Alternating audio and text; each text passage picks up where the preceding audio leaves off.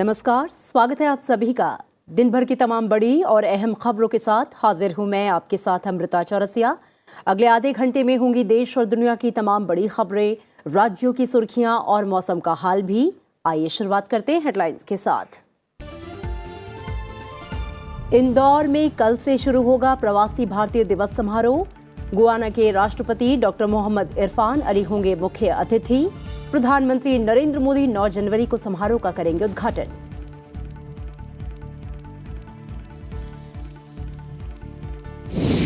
Digital innovation का प्राथमिक उद्देश्य होना चाहिए सामाजिक न्याय।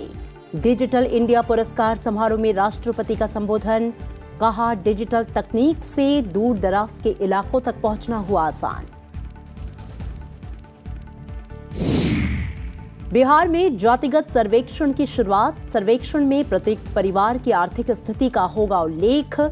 2 चरणों में होगी गणना। 31 मई को समाप्त होगा सर्वेक्षण।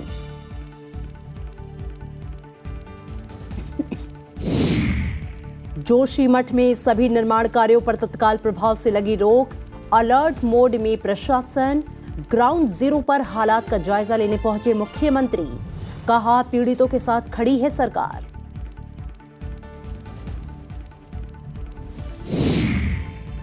और अमेरिकी प्रतिनिधि सभा के स्पीकर चुने गए केविन मैकार्थी। 15वें दौर के मतदान के बाद हुई घोषणा। पहले ही भाषण में चीन पर साधा निशाना।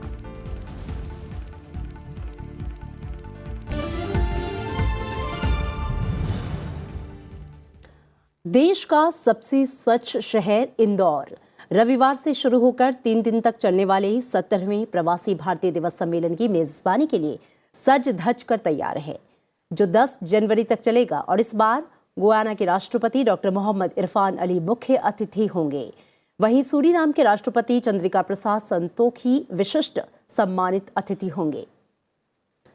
समारोह में करीब 70 देशों से 3500 लोगों ने पंजीकरण कराया है। इसमें मॉरिशस, मलेशिया और पनामा से मंत्री स्तरीय शिष्टमंडल शामिल होगा, जबकि संयुक्त अरब अमीरात, अमेरिका, कतर, ओमान, मॉरिशस से बड़ा शिष्टमंडल हिस्सा लेगा।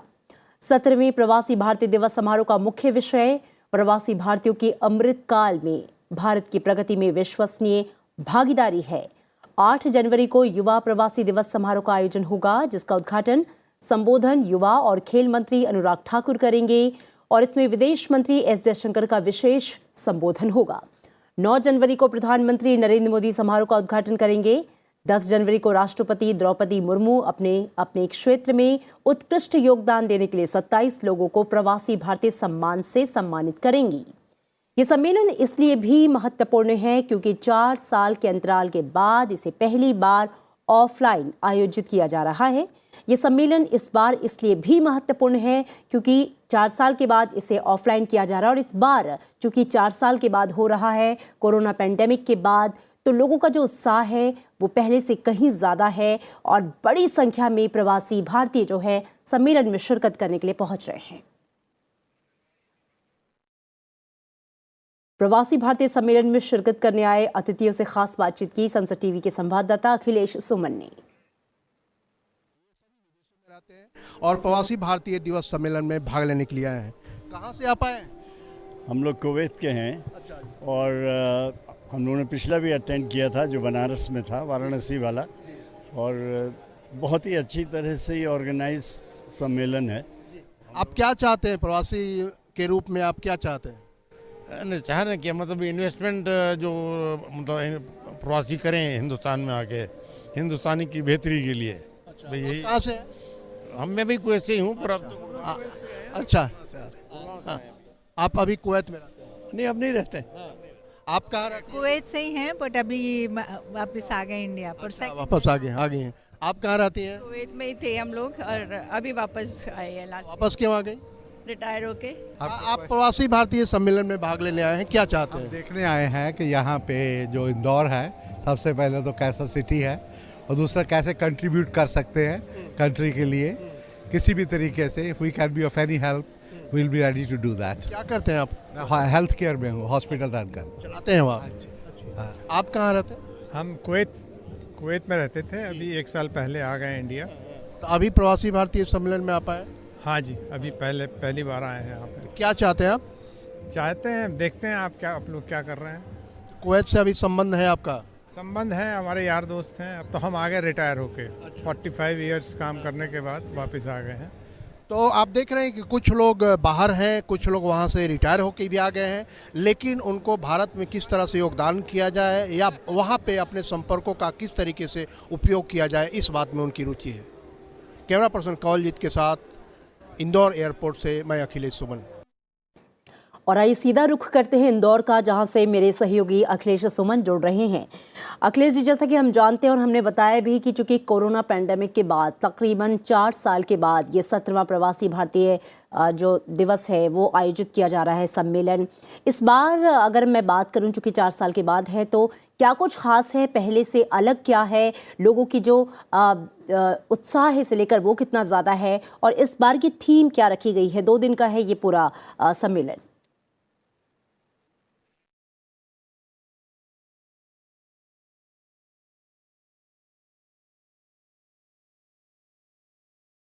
देखिए, निश्चित तौर पे अमृता, जो सबसे महत्वपूर्ण बात यह है कि जब 4 साल के बाद सशरीर ये कन्वेंशन हो रहा है, इस कन्वेंशन के पहले आप जानते हैं कि प्रधानमंत्री नरेंद्र मोदी जहां भी जाते हैं, जिस देश में भी जाते हैं, और इसके अलावा चाहे वो विदेश मंत्री हो या राष्ट्रपति हो या उपराष्ट्रपति, जहां भी ये लोग जाते हैं वहां भारतीय लोगों से संबंध स्थापित करने के लिए उनके साथ मिलते हैं, संबोधित करते हैं। और इसके बाद जब आज ये सम्मेलन हो रहा है, और ख़ास तौर पे जब हमने ये घोषणा की है सरकार ने कि हम अमृत काल में प्रवेश कर गए हैं, तो इसका थीम जो है वो मुख्य तौर पे यही रखा गया है कि जो डायस्पोरा है, मतलब भारतवंशी है, चाहे वो एनआरआई हो या ओसीआई कार्ड होल्डर हो, उनकी अमृत काल में क्या भूमिका हो सकती है। और तकरीबन कहा यह गया है कि वे रिलायबल पार्टनर होंगे। तो अमृत काल को यह माना जा रहा है कि इस अमृत काल के बाद जब हम निकलेंगे तो भारत एक विकसित राष्ट्र बन के उभरेगा, और जिसकी कि पूरी दुनिया में एक ऐसी साख होगी और दुनिया की सबसे विकसित अर्थव्यवस्थाओं में भारत शामिल होगा। तो निश्चित तौर पे जब भारत सरकार ने, कह सकते हैं कि 2003 से जब प्रवासी भारतीय सम्मेलन आयोजित करना शुरू किया, तो लक्ष्य यही था कि किस तरह से जो भारतवंशी बाहर रह रहे हैं उनकी तकनीक क्षमता का, उनकी प्रबंधन क्षमता का, उनके वित्तीय क्षमता का, और वहाँ उनके संपर्कों का उपयोग करके किस तरह से भारत को भी विकसित किया जाए, और इसके अलावा किस तरह से भारत भी उनको योगदान कर सकता है ताकि उनको वहाँ मान सम्मान मिले। तो इन दोनों उद्देश्यों को लेकर ये जो 17वां प्रवासी भारतीय सम्मेलन यहाँ इंदौर में किया गया है, इसका एक लक्ष्य यह भी है इंदौर में करने का कि इंदौर को माना जाता है कि भारत का जो सबसे स्वच्छ नगर है वो इंदौर है। और इंदौर कह सकते हैं कि यहाँ स्टार्टअप का जो पूरा जो एटमॉस्फेयर है, कहा जाता है कि बहुत ही अच्छा एटमॉस्फेयर है स्टार्टअप का। उसके अलावा यहाँ आईआईटी और आईआईएम जैसे दो बहुत ही महत्वपूर्ण, कह सकते हैं कि विश्व स्तर की 2 संस्थाएं हैं, और उनका भी योगदान हो सकता है। तो निश्चित तौर पे भारत के बदलते भारत को शोकेस करना और नए भारत में किस तरीके से भारत प्रवेश करके विकसित भारत करेगा, इसमें भारत और भारतवंशियों के गठजोड़ को मजबूत करना इसका बहुत ही महत्वपूर्ण उद्देश्य है। बहुत शुक्रिया। तो कई मायनों में खास है और कई मायनों में अलग है इस बार का प्रवासी भारतीय सम्मेलन। शुक्रिया पूरी बातचीत के लिए आपका। बिहार में आज से जातिगत सर्वेक्षण शुरू हो गया है। राज्य सरकार के मुताबिक सर्वेक्षण के पहले चरण में प्रत्येक परिवार की आर्थिक स्थिति के साथ जाति संबंधी आंकड़े जुटाए जाएंगे। जनगणना कर्मी राज्य से बाहर रह रहे बिहार के लोगों से भी बातचीत करेंगे। मुख्यमंत्री नीतीश कुमार ने कहा है कि जातिगत सर्वेक्षण से ये समझने में मदद मिलेगी कि वंचित वर्गों के उत्थान के लिए कौन कौन से उपाय किए जाने की आवश्यकता है। सर्वेक्षण के पहले चरण में राज्य के सभी परिवारों की गिनती की जाएगी। अप्रैल महीने में शुरू होने वाले दूसरे चरण में परिवार में रह रहे लोगों, उनकी जाति, उपजाति और सामाजिक साथ ही साथ आर्थिक स्थिति संबंधी आंकड़े जुटाए जाएंगे। जातिगत सर्वेक्षण इस वर्ष 31 मई को समाप्त होगा। सर्वेक्षण के लिए लगभग 5 लाख कर्मियों की सेवाएं ली जा रही हैं। सर्वेक्षण के लिए राज्य सरकार 500 करोड़ रुपए का व्यय अपने आकस्मिक कोष से करेगी।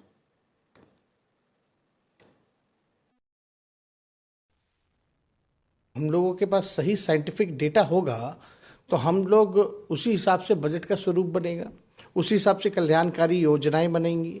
जो लोग आर्थिक रूप से कमज़ोर है, जो लोग गरीब है, कहाँ हमको कौन से सेक्शन को आगे लेकर चलना है, ये सारा आंकड़े जो है वो सबके सामने आ जाएंगे। और उत्तराखंड के जिले जोशीमठ पर संकट के बादल मंडरा रहे हैं। मुख्यमंत्री पुष्कर सिंह धामी ने जोशीमठ में विभिन्न क्षेत्रों का निरीक्षण कर पीड़ित परिवारों से मुलाकात की। मुख्यमंत्री ने जोशीमठ का हवाई सर्वेक्षण करने के बाद वहां की स्थिति का जायजा लिया। मुख्यमंत्री पुष्कर सिंह धामी ने जोखिम वाले घरों में रह रहे 600 परिवारों को तत्काल दूसरी जगह भेजे जाने का आदेश दिया है।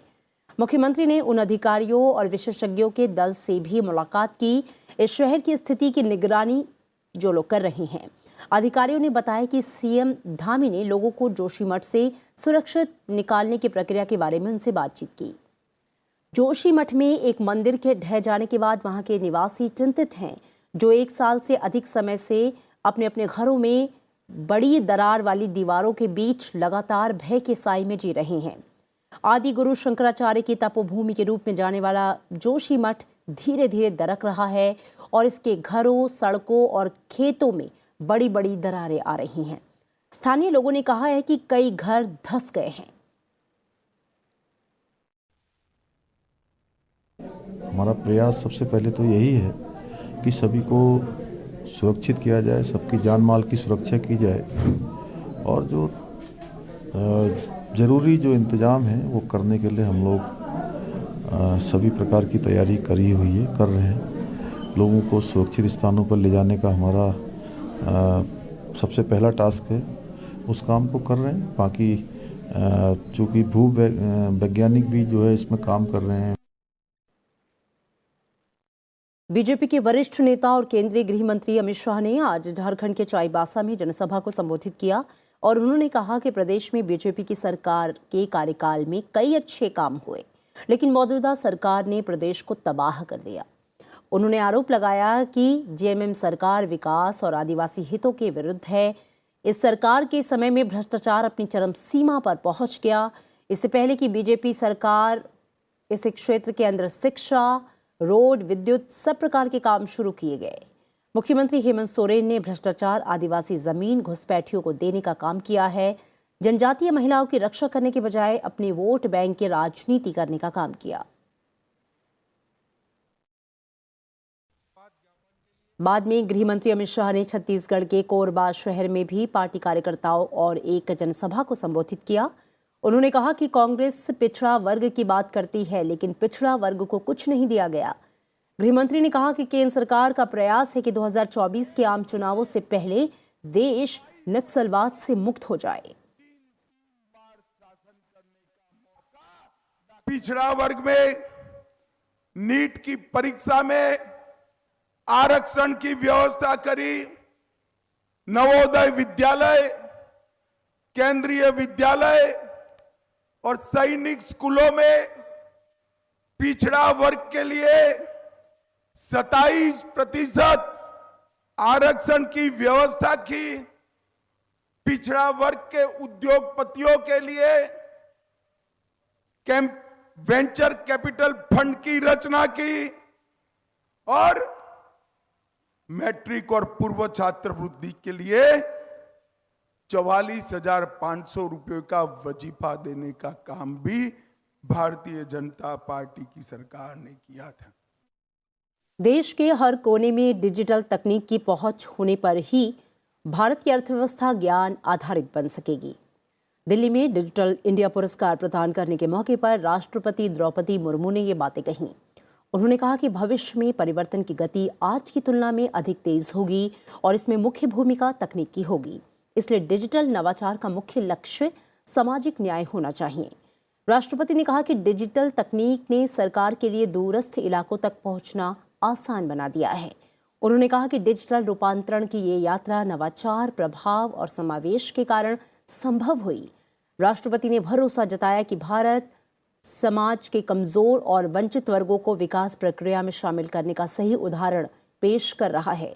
उन्होंने कहा कि सरकार डिजिटल अंत्योदय की दिशा में आर्थिक, सामाजिक और सांस्कृतिक अधिकारों को सशक्त कर रही है।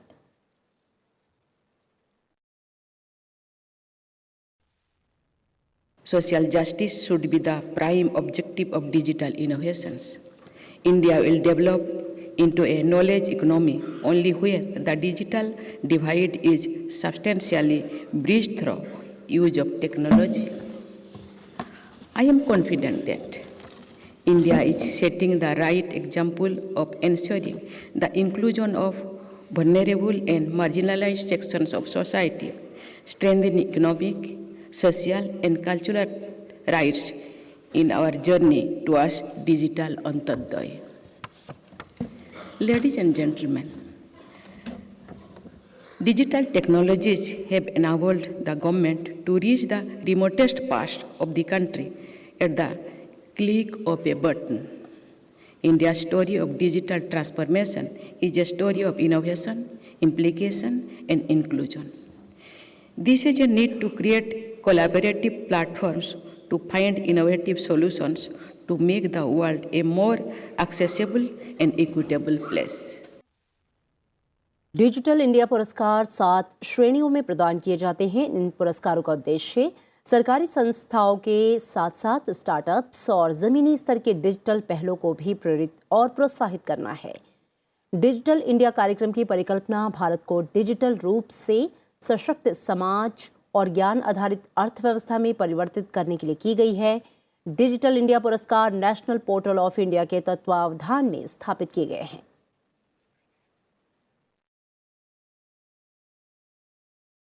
उपराष्ट्रपति जगदीप धनखड़ ने कहा है कि भारत अभूतपूर्व रूप से प्रगति कर रहा है। दिल्ली में राष्ट्रीय कैडेट कोर गणतंत्र दिवस शिविर का उद्घाटन करते हुए उन्होंने कहा कि भारत अवसरों और निवेश का वैश्विक केंद्र बन गया है। उन्होंने कहा कि अब भारत विश्व की 5वीं सबसे बड़ी अर्थव्यवस्था है। उपराष्ट्रपति ने कहा कि कोविड के दौरान दवाइयों, टीके और उपकरण के उत्पादन और विकास में आत्मनिर्भर बनकर भारत ने आपदा को अवसर में बदल दिया। उपराष्ट्रपति ने कहा कि एनसीसी वर्षों से उत्साही और अनुशासित युवाओं का कैडर है। उन्होंने कहा कि एनसीसी देश की विविधतापूर्ण संस्कृति के बारे में युवाओं के बीच जागरूकता का प्रसार कर रहा है और इसका माध्यम है। For the NCC, the world's largest youth organization, and particularly for you all, performing in Amrit Kaal at Kartavya Path will be a moment to ever cherish. Greatly appreciate laudable contribution of the NCC to nation building by inculcating character, comradeship, and the spirit of selfless service among our youth human resource. Seeing your beaming confidence and smart turnout, I am reminded of my days as NCC cadet at Sainik School Chittorgarh. I have very fond memories of those days. It was a learning that has shaped me till date.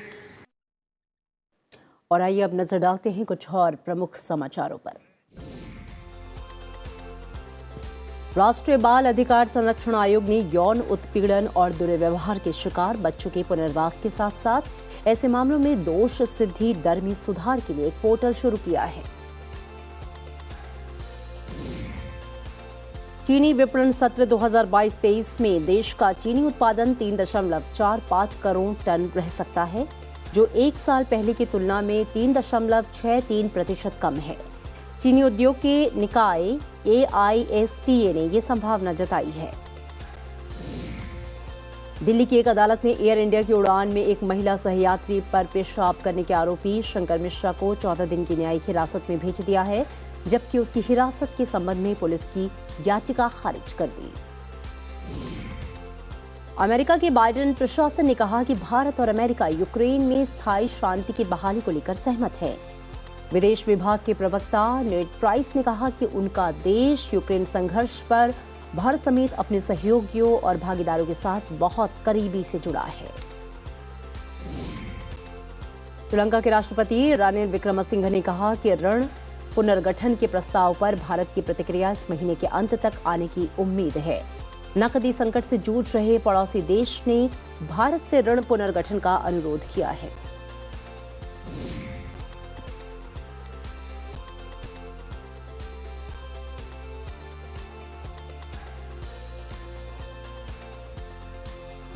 और चीन में Covid को लेकर सरकार की नीतियों की आलोचना करने वाले 1000 से ज्यादा आलोचकों के सोशल मीडिया खाते चीन ने निलंबित कर बंद कर दिए हैं। अमेरिका के वर्जीनिया में 6 साल के छात्र ने अपने स्कूल में एक शिक्षिका को गोली मार दी। कक्षा 1 में पढ़ने वाले इस छात्र का शिक्षिका के साथ विवाद हुआ था। बीसीसीआई ने नई चयन समिति का ऐलान कर दिया है। चेतन शर्मा को एक बार फिर से इस पद के लिए चुना गया है। उनके अलावा शिवसुंदर दास, सुब्रतो बनर्जी, सलिल अंकोला और श्रीधरन शरद के नाम पर मुहर लगी। क्रिकेटर ऋषभ पंत के घुटने की सर्जरी कल मुंबई के एक निजी अस्पताल में सफलतापूर्वक की गई। वो मेडिकल टीम के निगरानी में हैं और तेजी से रिकवर कर रहे हैं। अनुभवी भारतीय टेनिस खिलाड़ी सानिया मिर्जा ने अगले महीने Dubai duty free tennis championship में अपने शानदार करियर को अलविदा कहने का फैसला किया। युगल रैंकिंग में शीर्ष पर रही सानिया ने WTA से इसकी घोषणा की।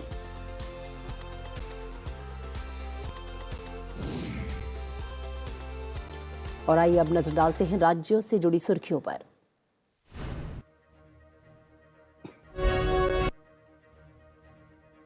केंद्रीय स्वास्थ्य मंत्री डॉक्टर मनसुख मांडविया और केंद्रीय शिक्षा मंत्री धर्मेंद्र प्रधान ने ओडिशा के तलचर में उर्वरक संयंत्रों का दौरा किया और विकास कार्यों की समीक्षा की।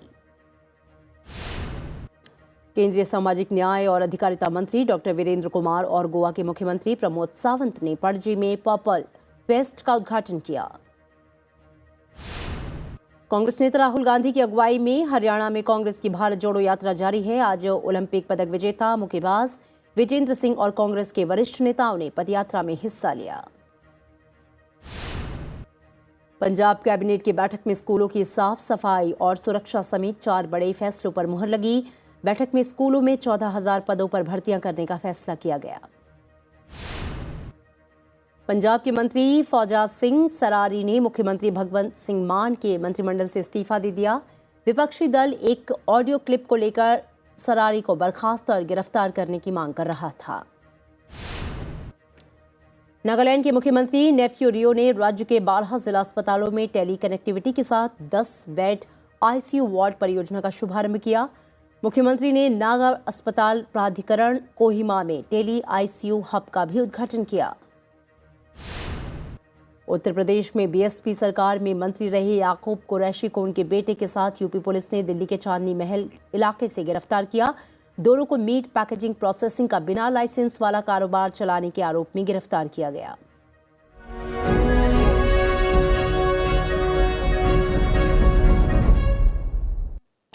और राजधानी दिल्ली में शीतलहर में बढ़ोतरी हुई है। आज दिल्ली में सबसे कम तापमान दिल्ली यूनिवर्सिटी के पास 1.5 डिग्री सेल्सियस दर्ज किया गया।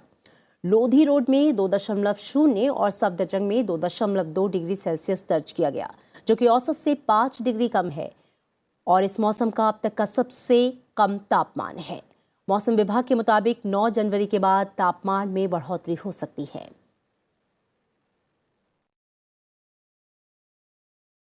खराब मौसम और कोहरे की वजह से कई उड़ानें और ट्रेनें प्रभावित हुई हैं। दिल्ली हवाई अड्डे से करीब 34 घरेलू प्रस्थान उड़ानें विलंबित हुई। हवाई अड्डे पर विभिन्न गंतव्यों से आने वाली 1200 से अधिक उड़ानों में विलंब हुआ। वहीं घने कोहरे के कारण 36 ट्रेनें लेट से चल रही हैं।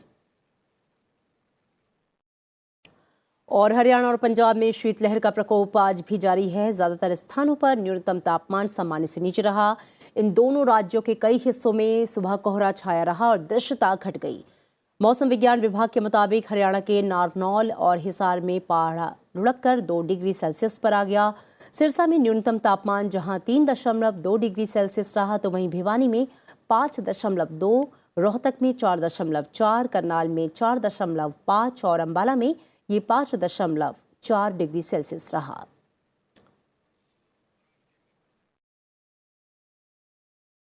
और अब खबरें अंतर्राष्ट्रीय जगत से।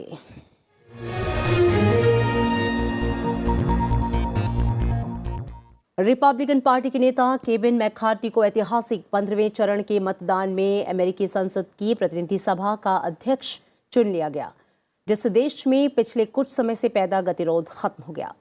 मैकार्थी डेमोक्रेटिक पार्टी की 82 वर्षीय नैन्सी पेलोसी का स्थान लेंगे, जो 8 नवंबर को हुए मध्यावधि चुनाव के बाद सदन में बहुमत खो बैठी थी।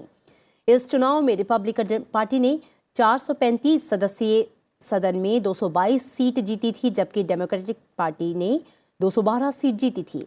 मैकार्थी ने 15वें चरण तक चले मतदान में 216 वोट हासिल किए, जबकि डेमोक्रेटिक पार्टी के 52 वर्षीय हकीम सोको जेफरीज को 212 वोट मिले।